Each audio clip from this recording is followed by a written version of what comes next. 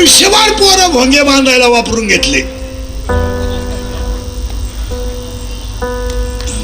ज्यांनी पोरांचा वापर युवजन थ्रू केला ते युवकांना मार्गदर्शन करतात आणि सगळे कारखाने शाळा त्यांच्याच आहेत. तुम्ही बधिरे, तुम्हाला काय माझी एक इच्छा सांगतो तुम्हाला, मी मेल्यावर तरी तुम्ही सुधरा बा,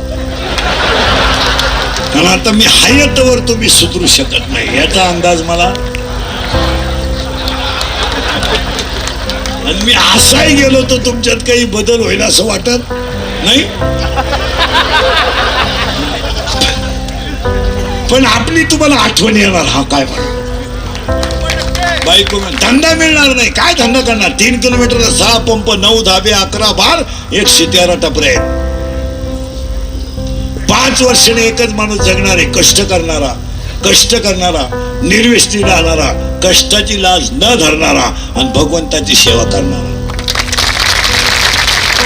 बाकी सगळ्या माणसांचा कार्यक्रम होणार. पाटील म्हणून जेवढे जगात आहेत ना यांचा गेमच. आणि तुम्हाला गावाची श्रीमंत माणसं दिसतात ना, श्रीमंत, यांचं कर्ज तुम्हाला माहित नाही म्हणून हे श्रीमंत आहेत. यांच्या जर सगळ्या बँकेच्या नोटिसा वाचल्या तर बँकेचा शिपाई यांच्यापेक्षा श्रीमंत आहे. काय नाही, आंधळ दळीत आहे, कुत्र पीठ खात आहे, काय मात्र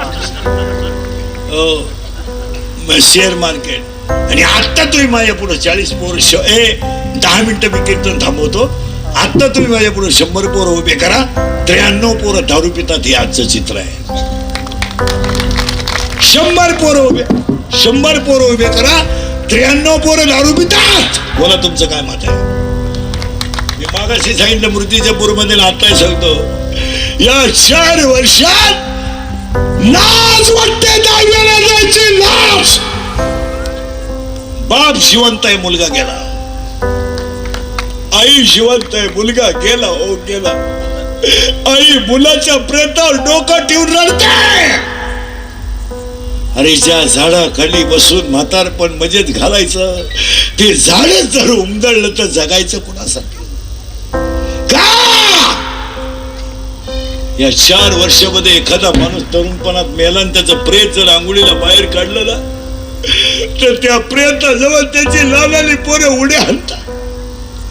काय माहित त्यांना माझा पाप केलाय, काय माहित त्यांना माझी आई विधवा झाली, काय माहित त्यांना माझ्या आईला विधवापणाचा डाळ लागला. ती पोरं आईला विचारतात, आई माझ्या बाबाला सगळे लोक आंघोळ का घालतात? काय उत्तर आहे बोला?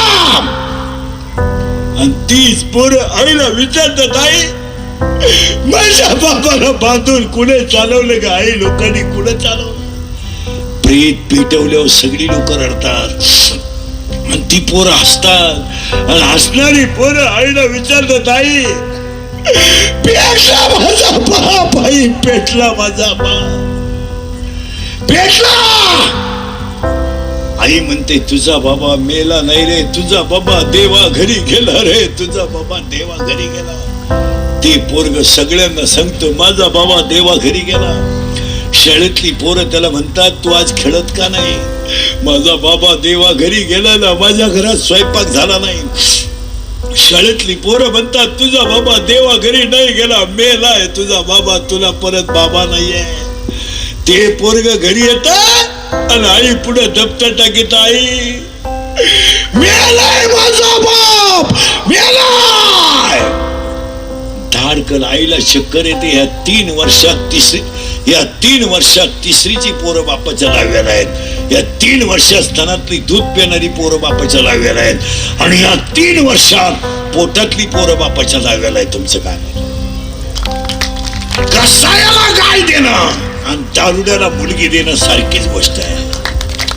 इतकी नालायक अवलाद आहे दारुड्यांची महाराज, इतकी नालायक. भांडे विकून दारू पिणारी लोक आहेत. लुगडे विकले नालायकांनी, बायकांचे लुगडे. तळायला गेला, तळण विकलं रे, तळण विकलं. 9वीची पोरगी शनिवारी गाड्यातून घरी आली, सकाळची शाळा होती. आई बाळा सुटली शाळा? हो. कुठे चालली गाई? आई मला कामाला जायचं आहे, तू आता घर सांभाळ आणि अभ्यास कर. आई तुला सांगायचं राहील आई. काय? आई मंगळवारी माझी वार्षिक परीक्षा सुरू होणार आहे. मग रे बाळा? काही नाही ग आई, फक्त 40 रुपये फी भरायची आहे. बाळा माझ्या कामाचे पैसे संध्याकाळी मिळणार आहे. 40 तुझे बाजूला काढून ठेवील आणि मी बाकीच्या पैशाचा किराणा करीन. आईनं 40 रुपये डब्यात ठेवले. बेवड्याला कळलं, बेवडा डबा घेऊन गेला त्याची क्वार्टर प्याला.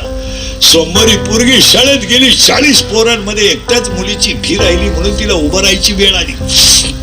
शाळेतली पोरं तिला हसली. ती घरी गेली, दप्तर घेऊन आई पुढे टाकलं. आई शिकायचं नाही ग, मला नाही शिकायचं आहे. आई मला वर्गात पोरं हसली, मला शिकायचं नाही. आई भांडे घासत होती. तिने भांडे घासता घासता हात तसाच खराब पाण्याचा.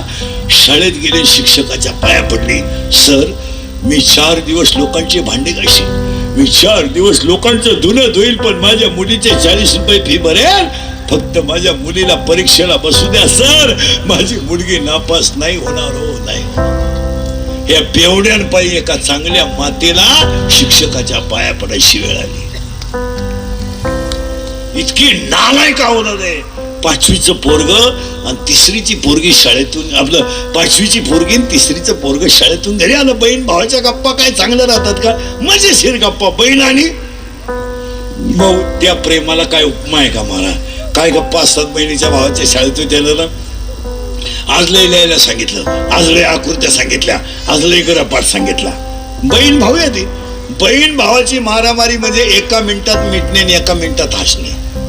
आणि भांडण कशावरून? बहिणीचं रात्री झोपताना आईचं तोंड माझ्याकडे पाहिजे, झाली मारामारी. आईनं माझ्या खांद्यावर हाकताना मध्ये झाली मारामारी. माझा टॉवेल काढून घेतला, झाली मारामारी. आणि मारामारी अशी राहते, भावाची पाठ आणि हिचा बुक्का. भावानं फक्त बुक्के खात राहायचं, फक्त बुक्के. त्यानं रडायचं नाही. आणि हिच्या अंगाला जरी हात लावला, अख्खं गाव गोळा केल्याशिवाय राहत नाही. काय बहीण आली? बहीण ए बहीण आली. आई ए आई, आई काय बाळा? भूक लागली आहे.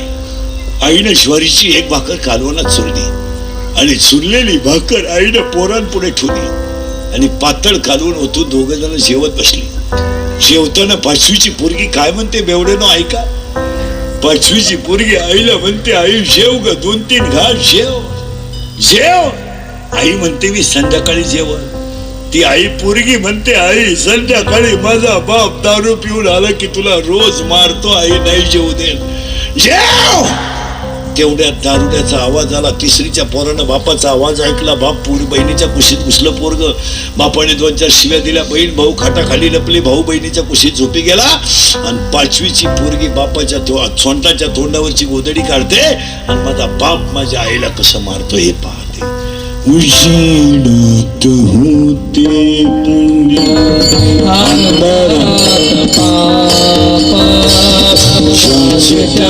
हाती आगे कर्तव्याचे